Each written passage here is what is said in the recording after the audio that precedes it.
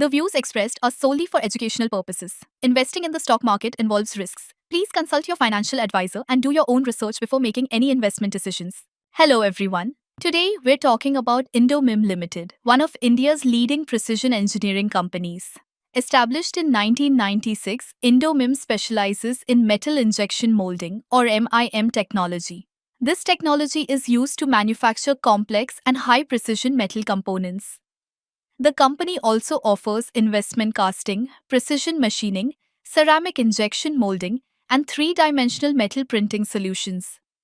Indomim supplies products to several industries, including automotive, aerospace, defense, medical devices, consumer goods, and industrial engineering. With more than 6,400 products in its portfolio, the company has built a strong presence in both domestic and international markets. Now let's talk about the IPO details. Indomim's IPO is a book-building issue worth 3,811.21 crore rupees. Out of this, around 499.10 crore rupees is a fresh issue, while 3,311.21 crore rupees is an offer for sale, which means a large part of the IPO proceeds will go to existing shareholders instead of the company. The IPO opens for subscription from 23rd July 2026 to 27th July 2026, and the expected listing date is 30th July 2026 on both NSE and BSE. The price band is 461 rupees to 485 rupees per share, and the lot size is 30 shares. A retail investor needs a minimum investment of 14,550 rupees at the upper price band. Talking about the market capitalization, Indomim will have a post-listing market cap of around 23,981 crore rupees, making it one of the larger engineering companies entering the stock market. Now let's look at the company's financial performance.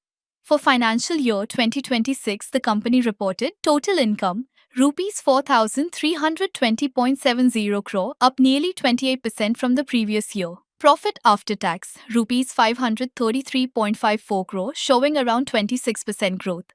EBITDA, Rs 1,070.92 crore. Net worth, Rs 2,819.55 crore.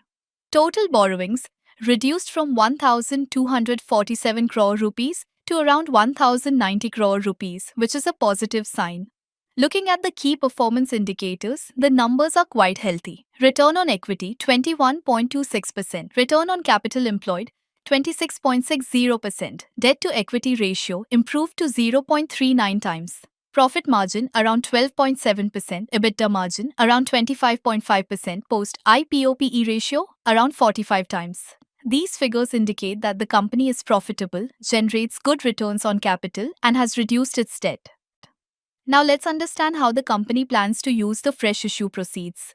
The company intends to utilize approximately 400 crore rupees, mainly for repayment or prepayment of outstanding borrowings, while the remaining amount will be used for general corporate purposes. Lower debt can improve future profitability by reducing interest expenses.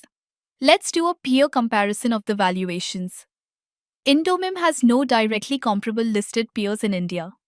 Its closest global peer, Jiangsu Jian Technology, which trades on the Shenzhen Stock Exchange in China, commands a PE of approximately 148 times, while Indomim's IPO is priced at approximately 45 times FY26 earnings, offering investors exposure to a global MIM leader at a significantly lower valuation. However, every IPO comes with certain risk factors. The biggest concern is that a large portion of this IPO is an offer for sale, which means existing shareholders are selling their stake, and only a small part is fresh capital for business growth. Secondly, the IPO is priced at around 45 times earnings, which is on the higher side. This leaves limited room for valuation expansion after listing. The company also depends heavily on industries like automotive, defense, and exports. Any slowdown in these sectors or global demand can affect its revenues. Additionally, precision engineering is a highly competitive business that requires continuous investment in technology and innovation. Overall, Indomim is a fundamentally strong company with consistent revenue growth, improving profitability, healthy return ratios, and lower debt.